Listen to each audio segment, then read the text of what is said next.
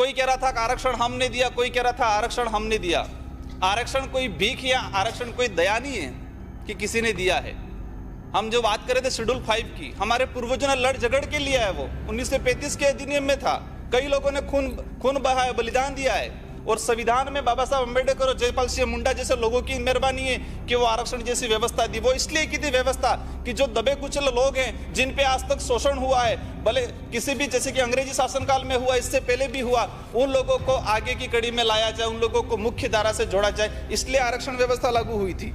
अभी जो हो रहा है कि अनुसूचित क्षेत्र में, अभी हाल ही में अनुसूचित क्षेत्र का विस्तार हुआ, उस अधिसूचना में स्पष्ट लिखा हुआ है कि ये जो विस्तार हुआ, इसके बाद वाली जो भर्तियां हैं, इन सभी भर्तियों में ये जो नया एरिया जुड़ा है, उन लोगों को जोड़ा जाएगा। लेकिन फिर भी बैकडोर एंट्री से, साइड की गली से, अधिकारियों की मिलीभगत से बाहरी लोगों को अनुसूचित क्षेत्र में कहीं न कहीं ले लिया गया। इससे स्थानीय कई बेरोजगारों को, जबकि शिक्षक भर्ती 2018 सेकंड ग्रेड की भर्ती, एलडीसी की भर्ती, कई भर्तियों में अनुसूचित क्षेत्र के जो युवा हैं उनके साथ अन्याय हुआ। और एक जो भी हमारे कई माननीय सदस्यों ने बताया कि एक जो घटना हुई थी, काकरू डूंगरी घटना, इसका जिम्मेदार कौन है? मेरे जैसा आरोप लगा लेता है किसी और पे, कोई और आरोप लगा देता है किसी और पे। लेकिन ये जो मैंने अभी तक जो महसूस किया कि 2013 की जो अधिसूचना जारी हुई है शेड्यूल एरिया के लिए, उसका 2016 में इसको निरस्त कर दिया गया और 2016 में वापस इस इलाके के लिए अधिसूचना जारी हुई। उसमें 45% एसटी, 5% एससी और 50% सीटें जो अनारक्षित। उस 50% सीटों के लिए जो एसटी के जो पात्र अभ्यर्थी थे, उन्होंने आंदोलन किया, 2 साल तक आंदोलन किया। सभी लोग गए, कांग्रेस के भी गए, बीजेपी के भी गए, हम लोग भी गए, बाकी जो दल है सभी लोग गए। सभी ने अपनी अपनी जो वहां जाके अपनी अपनी भूमिका थोड़ी बहुत निभा दी, लेकिन वास्तविक कोई उस मामले को वास्तविक परिणाम तक ले जाने के लिए किसी ने पहल नहीं की। उसमें ये जो हुआ 50% जो सीटें अनारक्षित थे, इसमें ये क्लियर आज तक नहीं किया गया है कि इसके लिए किस किस वर्ग के लिए क्या पात्रता है, उसका क्लियरिफिकेशन आज तक नहीं किया गया है। तो माननीय सर, निवेदन है, थोड़ा समय दे। मैं अनुरोध करूंगा कि इसका क्लियरिफिकेशन हो जाए कि इसमें किस किस वर्ग के लिए क्या क्या पात्रता है, ताकि आने वाले समय में ऐसी घटनाएं नहीं दोहराएं। बेणेश्वर जो आदिवासी समाज का धार्मिक स्थल है, और इसमें गुजरात, मध्य प्रदेश, महाराष्ट्र और राजस्थान के पूरे आदिवासी समाज के लिए धार्मिक स्थल, ये बेणके के नाम से जाना जाता है।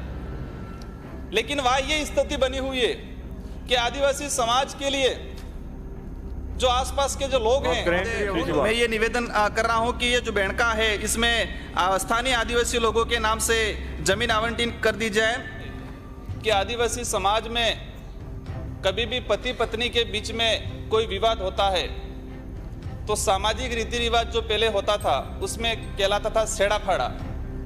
पति पत्नी के बीच में कोई भी विवाद हुआ तो सेड़ा फाड़ा एक व्यवस्था होती थी। वो सामाजिक अलिखित संविधान था, एक कानून था वो, और उसको अपना समाज मान्यता प्रदान करता था। और आज हम लोग कोर्ट में जाते हैं और वहाँ पर विभिन्न समाज या विभिन्न जातियों के लोग कोर्ट में तलाक के लिए अप्लाई करते हैं, और तलाक के लिए अप्लाई करते हैं, इसके बाद तलाक होता है। और सरकार ने भी विभिन्न भर्तियों में एक प्रावधान कर रखा है कि तलाकशुदा महिलाओं के लिए एक कोटा रखा है, कुछ में कुछ सीटें रहती है। तो आज तक मैंने अभी पता लगाया कि आदिवासी समाज के थ्रू ये जितने परिवाद गए कोर्ट में, किसी भी परिवाद में तलाक नहीं हुआ। मतलब मेरा जो कहने का उद्देश्य है कि हिंदू विवाह अधिनियम 1955 की धारा 2 आदिवासी समाज पे लागू नहीं होती है। ये इससे सिद्ध होता है कि आदिवासी समाज वर्ण व्यवस्था या किसी धर्म व्यवस्था में नहीं आता है। माननीय सभापति महोदय, अनुसूचित जनजाति के लिए टीएडी की जो फंड होता है उसमें राज्य सरकार की तरफ से, केंद्र सरकार की तरफ से कई मदों में पैसा आता है, लेकिन आज तक जो व्यवस्था बनी है कि वो पैसे को संबंधित विभागों में डिवाइड किया जाता है और वो विभाग उस पैसे का कहां कहां कैसे कैसे उपयोग कर रहा है, उसकी प्रॉपर मॉनिटरिंग अब तक नहीं हो पा रही है। हाल ही अभी बजट घोषणा में हालांकि सीएम साहब ने SC ST के लिए अलग से कानून बनाने की घोषणा की है, मतलब राजस्थान पैटर्न। तो हम चाहेंगे कि पहले जो जिस तरह से बंटवारा हुआ है, पहले एक बजट मैंने 2019-20 का जो आवंटित बजट है, इसमें TAD विभाग से पेट्रोलियम विभाग को 44,000 करोड़ रुपया TAD विभाग से पेट्रोलियम विभाग को दिया गया 19-20 के बजट में। वही आगे दिल्ली मुंबई जो कॉरिडोर निकल रहा है, उसमें 10 करोड़ रुपया दिया गया है TAD विभाग से। और इसी तरह बाकी कई जगह जो अनुपयोगी है, मतलब ST SC से कोई रिलेटेड नहीं है, ऐसी जगह पर TAD विभाग का पैसा उपयोग में किया जा रहा है। तो कहीं न कहीं आदिवासी समाज के साथ अन्याय हो रहा है। में ये जो आवंटन हो रहा है बजट जिलेवार, पूरे राजस्थान में TAD विभाग का बजट का आवंटन किया जाता है। मैंने एक जो जानकारी प्राप्त की, ऐसे जिले हैं जहां पर अनुसूचित जाति की जो जनसंख्या है, जैसे कि हनुमानगढ़ है, वहां पर 0.8 जनसंख्या है और वहां पर बजट दिया गया है 10% टोटल बजट में से। ऐसे ऐसे जो बजट का बंटवारा है, इसी कारण आज तक आदिवासी इलाके में आदिवासी समाज का कहीं न कहीं उद्धार नहीं हुआ है। आगे अनुसूचित क्षेत्र में कानून व्यवस्था, जब हमारा देश आज़ाद नहीं हुआ, इससे पहले अंग्रेजी शासनकाल था और अंग्रेजों ने भी इस इलाके में किस तरह कानून व्यवस्था बनाई जाए अपने प्रावधान किए थे। जैसे कि हम बात करते हैं अनुसूचित क्षेत्र शेड्यूल एरिया 5वीं अनुसूची, संविधान में प्रावधान है 244(1) के तहत।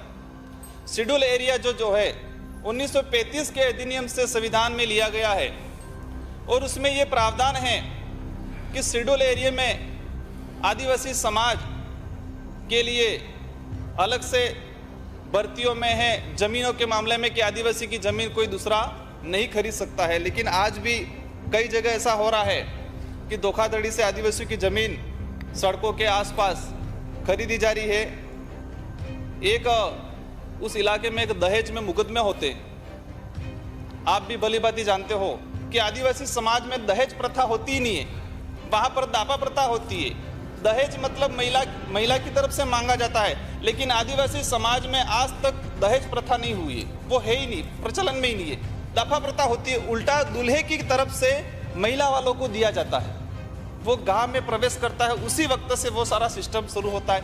लेकिन उस इलाके में जितने भी जो दहेज वाले मामले हो रहे, सारे के सारे झूठे हो रहे हैं, सभी जानते हैं, लेकिन फिर भी लोगों को इसमें इन्वॉल्व कर करके ये जो किया जा रहा है। तो आपके माध्यम से विभाग को, मंत्री महोदय से अनुरोध है कि इसमें ऐसा कोई व्यवस्था की जाए। हम जान रहे हैं कि झूठे मामले हैं, इसके बावजूद भी हम लोग क्यों ये प्रचलन आगे जो बढ़ा रहे हैं।